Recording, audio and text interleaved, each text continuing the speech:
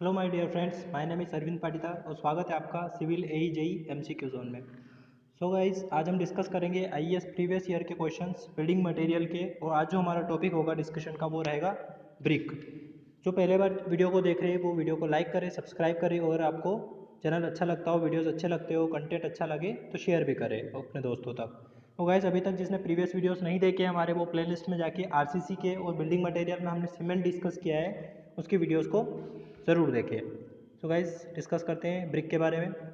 First question, match the following. ठीक है, granite, marble, चौक और लेटेराइट किसे कहाँ यूज़ किया जाता है एग्जैक्टली। ठीक है, तो देखो ग्रेनाइट जो होता है वो कहाँ पे, बलास्ट कहाँ पे यूज़ करते हैं अपन, रेलवे में। ठीक है, रेलवे में जब स्लीपर लगाते हैं अपन तो स्लीपर के नीचे की तरफ अपन कुछ पत्थर डालते हैं, स्टोन्स यूज़ करते हैं, that stone is called as ballast. Marble जो होता है वो ऑर्नामेंटल वर्क के लिए यूज़ किया जाता है। ठीक है गाइज, तो ए का क्या हो जाएगा 2, बी का क्या हो जाएगा 1। तो ए का 2 कहाँ पे है और बी का 1 कहाँ पे, तो C will be the answer. ठीक है, और उसके बाद चौक की बात करें तो चौक में क्या होता है, लाइम कंटेंट होता है, कैल्शियम कंटेंट, तो उसको यूज़ कहाँ करेंगे, सीमेंट में करेंगे। और लेटेराइट जो होता है ये एक टाइप का सैंड स्टोन होता है, मतलब सेडिमेंट्री रॉक होता है। ठीक है, तो इसको कहाँ यूज़ करेंगे, स्टोन वर्क में यूज़ करते हैं। ठीक है गाइस, तो C will be the answer. Next question, तो यहाँ पे लिखा है chalk is used as a colouring material in the manufacturing of Portland cement. ठीक है, और laterite is a road material used as a road material in rough masonry work. ठीक है, next question, for food bonding, देखो for good bonding in the brick uniform in size. ठीक है, तो good bonding के लिए जो ब्रिक मेसनरी यूज़ करते हैं उसमें अच्छी बॉन्डिंग लिए क्या होना चाहिए, all bricks need not to be uniform. देखो नीड नॉट टू बी नहीं होगा यहाँ पे क्या होगा, all bricks should be uniform in size, पहला गलत, ब्रिक है ना, ब्रिक्स मस्ट बी यूज्ड, देखो this bricks bias must be used in alternate course only. ठीक है, तो that is not bias, is beds. ठीक है, तो बेड्स क्या होता है, एक्चुअली ब्रिक जो होती है उसको हाफ कर दिया जाता है, तो this portion is called as bed. ठीक है, तो must be used in the alternate course only. तो ये हर कोर्स में बेड्स यूज़ किया जाता है नॉर्मली, किस लिए करते हैं अपन, अलाइनमेंट्स को खत्म करने के लिए।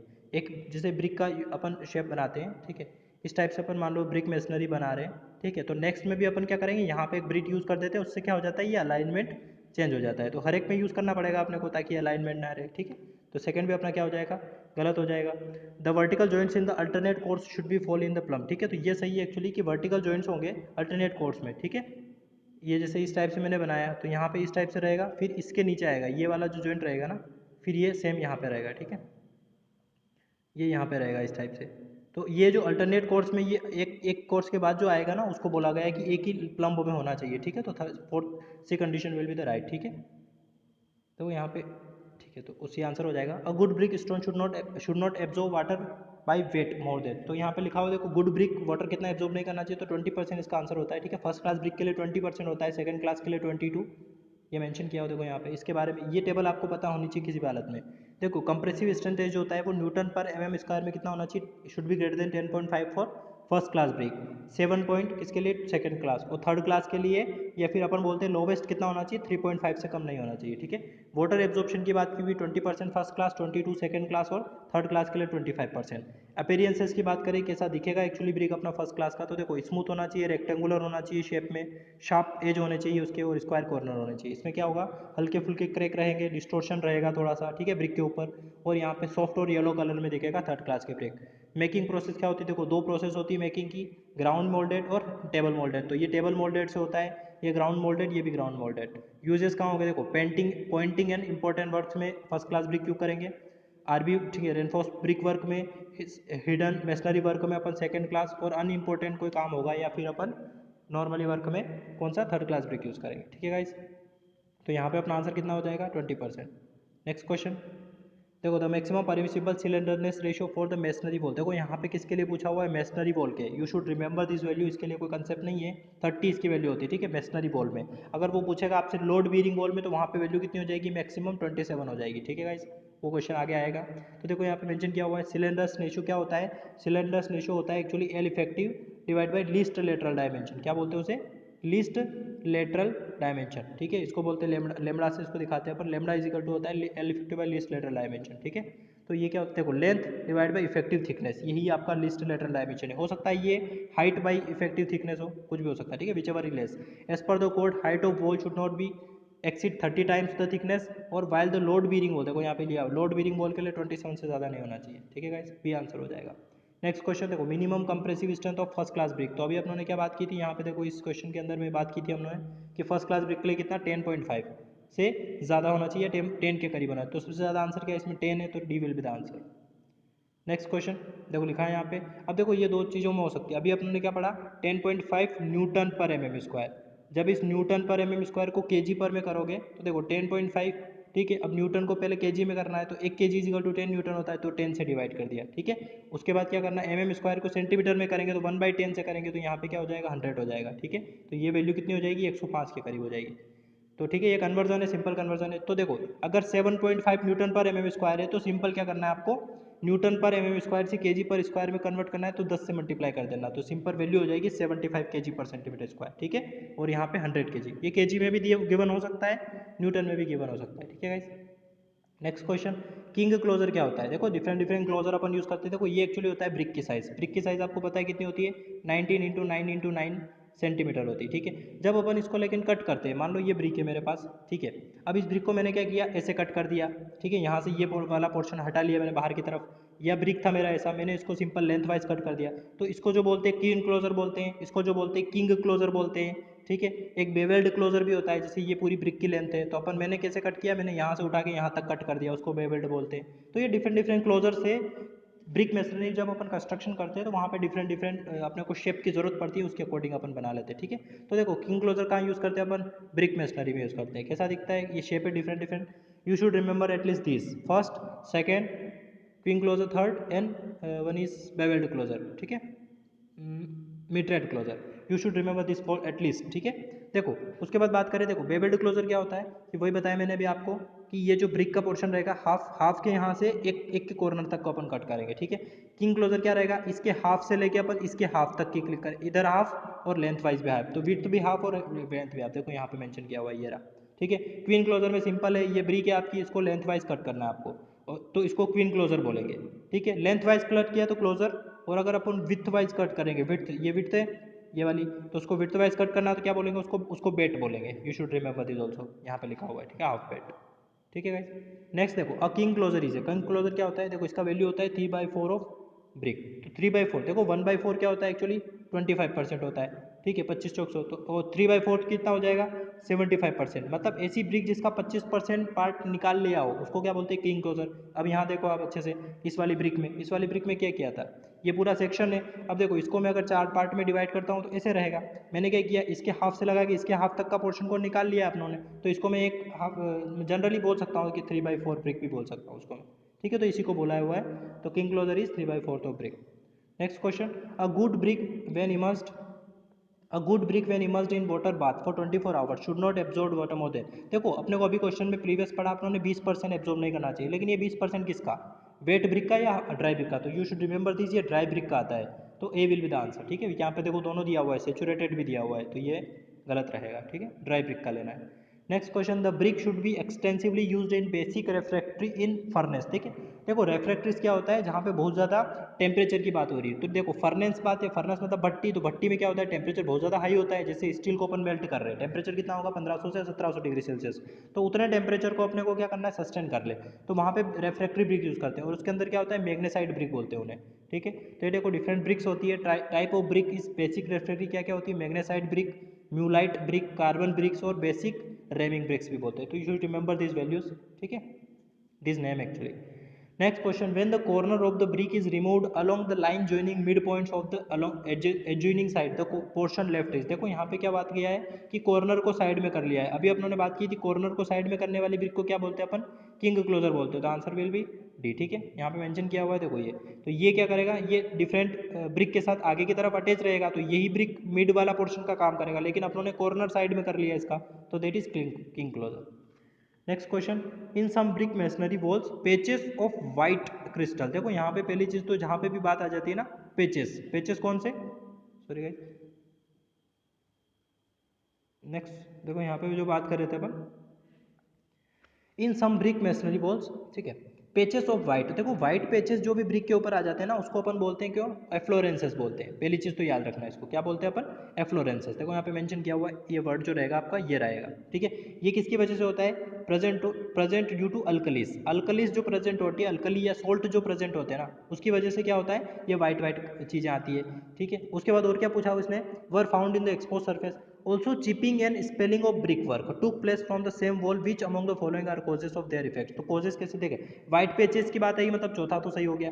तो देखो इस चीज़ का भी याद रखना, ये चिपिंग और स्पेलिंग जो होता है ना, किसकी वजह से होता है, सल्फेट की वजह से होता है, ठीक है। तो देखो सेटलमेंट ऑफ फाउंडेशन की तो कोई बात होगी नहीं, ओवरलोडिंग ऑफ वॉल की भी कोई बात होगी नहीं, तो कौन सा आंसर रहेगा, 3 and 4, D will be the answer. Next की बात करें तो यहाँ पे पूरा एक्सप्लेनेशन है कि the sulphate salt present in the brick react with the alumina of cement in case of cement mortar and hydraulic lime in case of lime mortar.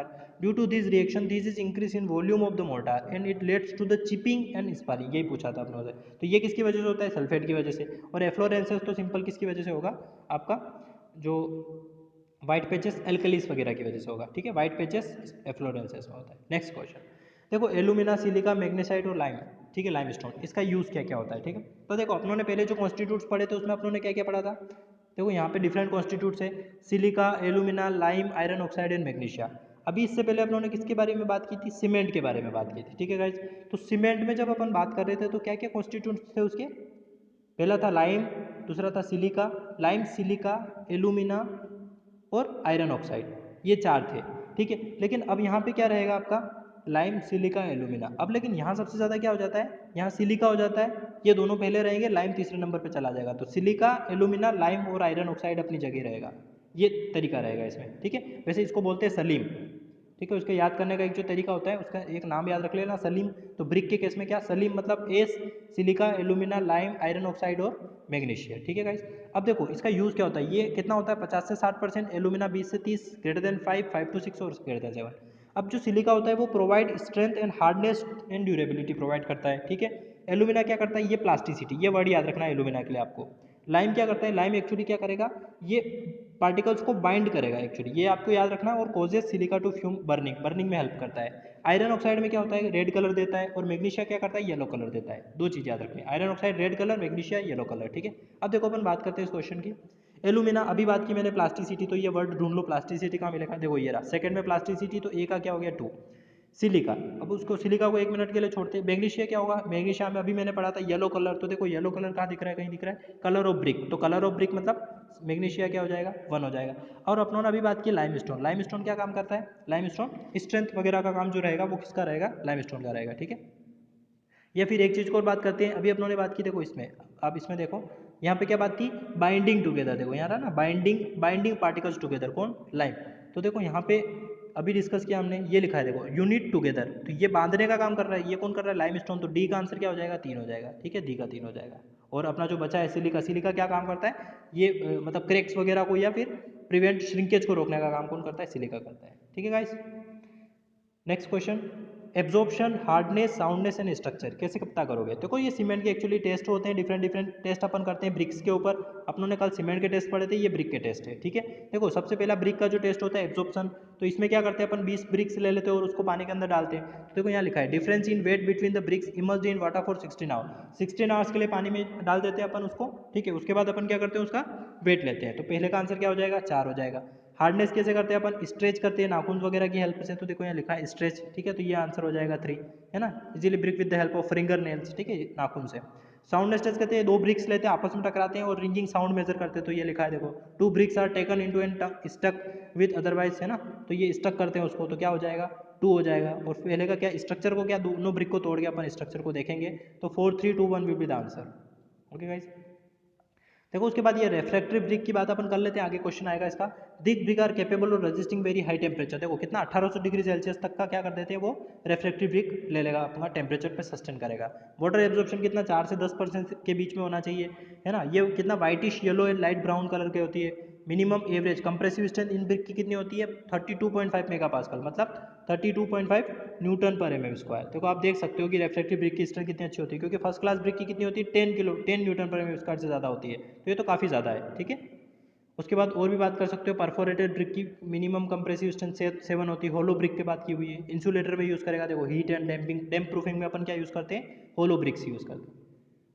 Next question देखो, brick are soaked in water before in masonry work, क्यों, देखो पहले क्या करते हैं अपन, आपने घरों में भी देखा होगा, जब ब्रिक को लाते हैं तो उसमें क्या करते हैं, पानी का छिड़काव करते हैं, क्यों करते हैं, क्योंकि देखो ब्रिक जो बॉन्डिंग होती है वो किसकी हेल्प से होती है, मेसनरी, मेसनरी, ठीक है, या आप बोल सकते हो मोर्टार, ठीक है। मेसनरी को इसको बोलते हैं, ब्रिक से जो वॉल बनती है उसको मेसनरी बोलते हैं, और जो मेसन होता है वो ब्रिक वॉल बनाता है। मोटार क्या करता है, motor is a mixer of cement send fine aggregate, not coarse aggregate, okay.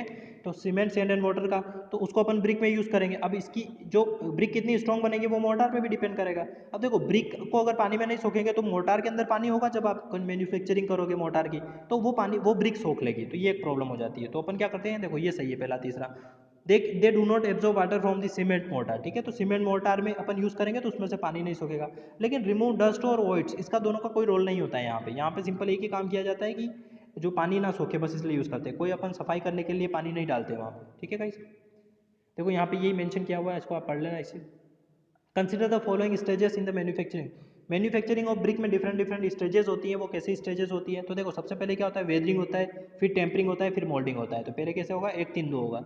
पूरी प्रोसेस क्या होती है, देखो unsoiling, digging, cleaning, weathering, blending, tempering, moulding, drying, burning and brick, ये होता है प्रॉपर प्रोसेस। अनसोइलिंग क्या होता है कि जो ग्राउंड है आपका, उस ग्राउंड से मिट्टी को ऊपर को हटा लेते हैं, 200 mm की मिट्टी को, ठीक है, 20 सेंटीमीटर की मिट्टी को हटा लिया जाता है। डिगिंग क्या करता है, गड्ढा खोदते हैं और मिट्टी को बाहर निकालते हैं। क्लीनिंग क्या होता है, जो मिट्टी बाहर निकाली उसको साफ करेंगे। वेदरिंग क्या होता है, कुछ टाइम के लिए उस मिट्टी को छोड़ देते हैं अपन, मान लो 6 मंथ के लिए अपनों ने क्या किया, उसको खुले में छोड़ दिया, दैट इज वेदरिंग। ब्लेंडिंग क्या होता है, जो मिट्टी को छोड़ा था उसको क्या करना है, टर्न आउट करना है, मतलब ऊपर नीचे करने को क्या बोलते हैं, ब्लेंडिंग बोलते हैं। टेम्परिंग क्या होता है, अब टेम्परिंग क्या होता है, उसमें पानी मिक्स करके उसमें वाटर को मिक्स करना है और उसको मिक्स करना है, एक्चुअली उसको बोलते हैं टेम्परिंग, ठीक है। और कोई भी अलग चीज़ मिलाना चाहते हो आप कोई, तो वो भी मिला सकते हो।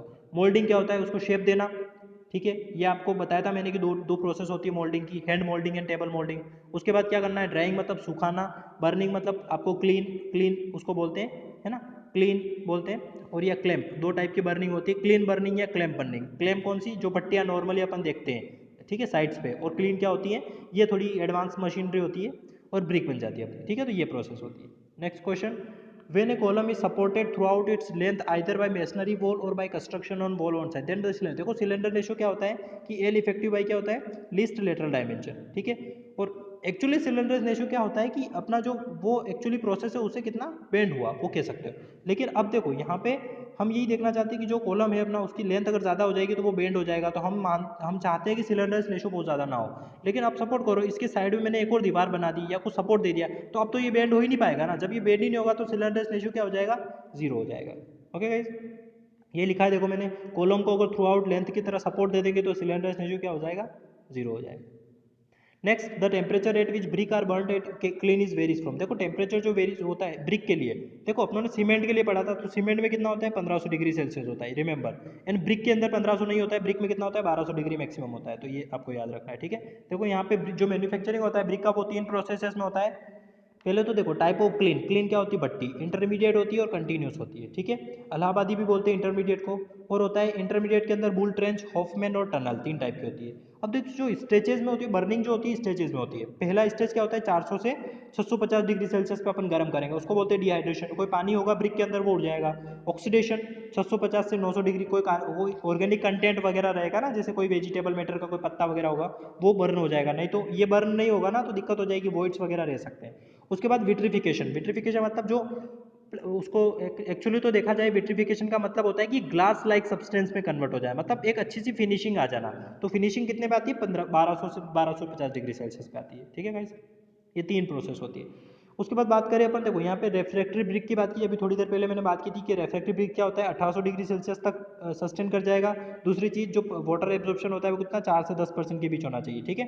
तो देखो यहाँ लिखा है the furnace is fired at temperature more than 1700, बिल्कुल सही बात है। उसके बाद देखो यहाँ पे water absorption brick should not exceed, देखो 4 से 10 की बात की थी मैंने, तो ये भी सही है, मतलब पहला और तीसरा तो सही है। लेकिन ये दूसरा क्या, silica content should be less नहीं, ये पे मोर होना चाहिए, कि जो ये ब्रिक है उसके सिलिका कंटेंट ज़्यादा होता है, दूसरा गलत। और चौथा, क्रोम ब्रिक्स आर नॉन, इसको बेसिक नहीं, इसको न्यूट्रल ब्रिक बोलते हैं, ठीक है गाइस। तो यहाँ पे आंसर क्या हो जाएगा, first and third will be the answer, ठीक है, सी विल बी द आंसर। आप देख सकते हो इसके explanation. For refractive brick furnace it है ना, टेम्परेचर मोर देन 1700, बिल्कुल सही। सिलिका कंटेंट ज़्यादा होना चाहिए 40% से, वाटर एब्जॉर्प्शन ब्रिक का कम होना चाहिए 10% से, और क्रोम ब्रिक को क्या बोलते हैं, न्यूट्रल ब्रिक बोलते हैं। You should remember this 4 values, ठीक है गाइस। नेक्स्ट की बात करें, which type of brick masonry, देखो ब्रिक में बहुत सारे बॉन्ड होते हैं। कौन कौन से बॉन्ड होते हैं, एक तो होता है स्ट्रेचर बॉन्ड, ठीक है, एक होता है हेडर बॉन्ड, दो बॉन्ड तो ये हो गए, ठीक है। उसके बाद होता है एक इंग्लिश बॉन्ड और उसके बाद होता है एक फ्लेमिश बॉन्ड, ठीक है। ये 4 बॉन्ड होते हैं। ठीक है। फ्लेमिश बॉन्ड में क्या होता है, सिंगल फ्लेमिश और डबल फ्लेमिश, ठीक है। अब देखो इसका आंसर क्या रहेगा, स्ट्रेचर बॉन्ड तो वो होता है कि स्ट्रेचर फेस, मतलब जो बड़ा वाला फेस रहेगा ब्रिक का, उससे अपने को ब्रिक बनानी है, ठीक है, इस टाइप से। हेडर बॉन्ड में क्या रहेगा, छोटा वाला पोर्शन से अपने को ब्रिक बनानी है। इंग्लिश बॉन्ड में क्या रहता है कि ये स्ट्रेचर रहेगा पूरा का पूरा, और नेक्स्ट लाइन में क्या रहेगा, हेडर रहेगा अपना, ठीक है, फिर ये स्ट्रेचर आ जाएगा, इस टाइप से बोलते हैं इंग्लिश बॉन्ड।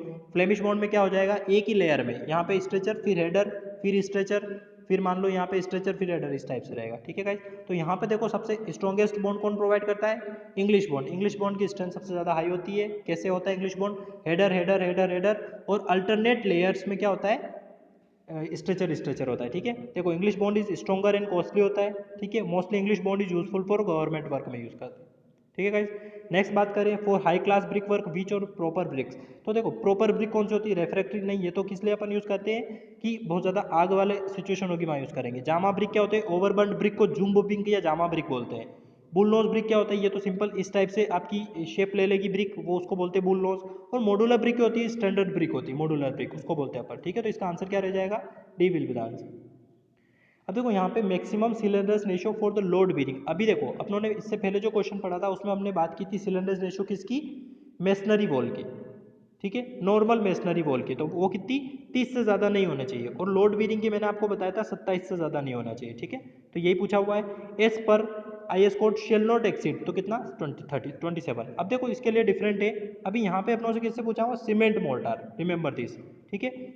अब अपन दो बात करेंगे यहाँ पे, देखो number of story, Portland cement और लाइम सीमेंट। सीमेंट मोर्टार की बात कर रहे हैं तो 27 से ज़्यादा वैल्यू नहीं होना चाहिए। अब ये स्टोरीज में भी पूछ सकता है कभी आपसे कि नॉट लेस देन 2 है या एक्सीडिंग 2 है। तो देखो सीमेंट में तो कोई दिक्कत नहीं आएगी आपको, लेकिन जब लाइम मोर्टार यूज़ करोगे ना तो एक 30 होती है, एक 12 होती है। You should remember this value, ठीक है। ओके गाइस, तो ये थे आज के कुछ 15 के करीब क्वेश्चंस थे IAS प्रीवियस ईयर ब्रिक के बेसिस पे क्वेश्चन। अपन एक सीरीज और लाएंगे ब्रिक की अभी, ठीक है। जो बचे हुए क्वेश्चन हैं उनको अपन डिस्कशन करेंगे। तो गाइस आपको कैसा लगा ये वीडियो और आपको कंटेंट कैसा लगा, अगर अच्छा लगा तो आपके दोस्तों को लाइक करें, सब्सक्राइब करें और इसके नोट्स बनाएं और उसको रिवाइज करते रहिए। ओके गाइस, और जिसने प्रीवियस वीडियोस नहीं देखे वो जाके एक बार प्लेलिस्ट में प्रीवियस वीडियोस को जरूर देखें। ओके गाइस, पढ़ते रहिए। Happy engineering, thank you.